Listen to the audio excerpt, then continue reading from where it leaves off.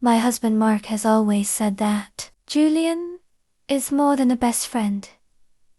He is the brother he never had. But the brother who moved into our guest house this summer doesn't look at me like family. While Mark is chasing partner at the firm, staying late to build a legacy, Julian is in my kitchen at 3 a.m., watching the way my silk slip clings to my skin in the moonlight. I thought the bro code was an unbreakable vow, but as Julian pins me against the cold marble counter and whispers that Mark has been blind for 10 years, I realize the only thing thinner than my marriage is the wall between us. I'm not just breaking a vow, I'm burning down the only life I've ever known for the one man who actually sees me. Dear listeners, before I began telling this complicated story of my life, I ask you to support my channel, subscribe and leave a like, and write the comment which city you are listening from. This is very important for us. And now, enjoy listening. My husband, Mark, is a man of grand gestures, but very little time. So, when his best friend from college, Julian, fell on hard times after a rough divorce, Mark didn't just offer him a hand, he offered him our guest suite for the summer. He's like a brother, Elena, Mark told me, kissing my forehead before rushing out for another 14-hour shift at the firm. Keep him company. He's going through a lot.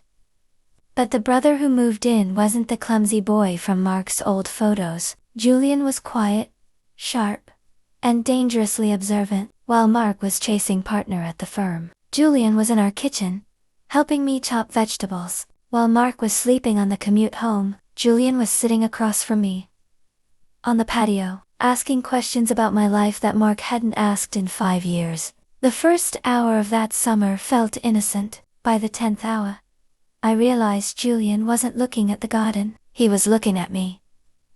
And by the end of the first month, the guest suite felt less like a temporary room and more like the epicenter of a storm that was about to level my marriage. It was the heat wave that broke us. Mark was away on a business trip in Chicago, leaving the house feeling cavernous and empty. I couldn't sleep. The air was too thick, the silence too loud. I went downstairs at 3 a.m. for a glass of water, wearing nothing but a thin silk slip. I didn't turn on the lights. I didn't need to. I knew every corner of this house. Or so I thought. Julian was already there, leaning against the counter in the dark. The glow from the streetlights hit his face, making him look like a statue. "You're awake," he said. His voice was a low vibration that seemed to pull the air out of my lungs. "The heat," I whispered. He didn't move away as I approached the sink. Instead, he stepped closer. I could feel the warmth radiating off him. He reached out, his fingers grazing the strap of my slip, lingering there for... He calls me every night. Elena. I've missed this. Me too. Julian murmured. He talks about stocks and cases and his car. He never mentions how lucky he is to have a woman who glows in the dark. He's blind. But I'm not. I should have walked away. I should have been offended. But as he pinned me against the cold marble counter, the best friend title died. There was no Mark. There was no bro code. There was only the 3 a.m. truth. I wanted to be seen, and Julian was the only one looking. The affair was a fever dream that lasted 3 weeks. It was lived in the shadows of the guest suite and the quiet corners of the house Mark had paid for. But guilt is a loud neighbor. Mark came home early on a Friday. He found us in the living room. We weren't doing anything, but the way we stood, the distance between us, the way my hand pulled back from the sofa, told him everything his legal mind needed to know. "Julian." Mark's voice was hollow. It wasn't the voice of a high-powered attorney. It was the voice of a boy whose brother had just pushed him off the playground. Julian stood up. He didn't hide. "I'm not going to lie to you, Mark. I'm not even going to apologize. You left her alone in this house for years. You left the door open. I just walked in. The confrontation was silent and violent. Mark didn't swing a fist. He just pointed to the door. As Julian grabbed his bag, he looked at me one last time.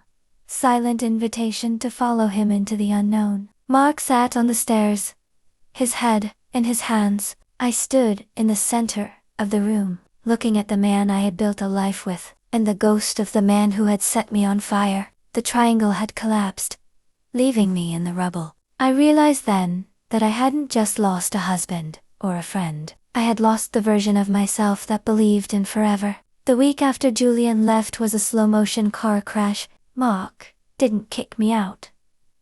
He didn't scream. Instead, he did something worse. He treated me like a legal case he was trying to settle. We lived in a house of ghosts. Every time I walked past the guest suite, the door was shut, but the scent of Julian's cedarwood cologne still clung to the hallway. Mark sat across from me at dinner, his eyes scanning his phone, refusing to look at the woman who had betrayed his best friend. I can forgive this, Elena, Mark said finally, his voice clinical. I've already called a realtor. We're selling the house. We're moving to the city. No more friends staying over. We delete his number.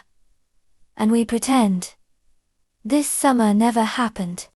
He looked at me then, and for the first time, I saw the fear behind the corporate mask. He wasn't fighting for me. He was fighting for his reputation. He wanted to bury the truth under a new zip code and a more expensive life. But you can't bury a fire that's still burning in your veins. I told Mark one was going to my mother's.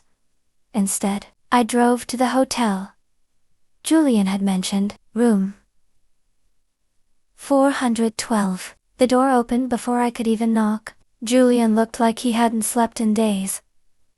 His room was a mess of sketches and half-packed bags. He didn't say a word. He just pulled me inside and locked the door. He offered you a way out, didn't he? Julian asked, his hands on my waist. The city. The fresh start. The gold-plated cage. He's my husband, Julian. We have 10 years of history. You have 10 years of silence, he countered, his eyes burning into mine. I'm leaving for the coast tomorrow morning. I have a job offer at a gallery. It's not a firm. It's not a partner track. It's just me. A studio. And the truth. If you stay with him, you're choosing a lie. If you come with me, you're choosing yourself.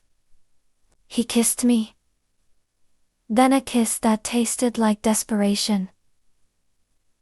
And the end of the world. In that small hotel room, the best friend and the wife labels were stripped away. We were just two people standing on the edge of a cliff, waiting for the other to jump. The next morning, I stood in the foyer of the house Mark and I had built. Mark was upstairs, already packing the fine china, planning our escape to the city. He had even bought me a new diamond bracelet, a shiny apology for a marriage that was already dead. I looked at the bracelet on the vanity. Then I looked at the small, worn-out bag I had packed for myself. I didn't leave a note.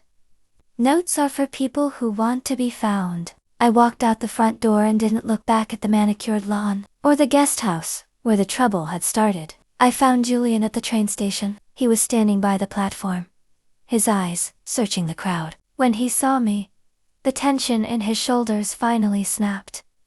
He didn't ask if I was sure.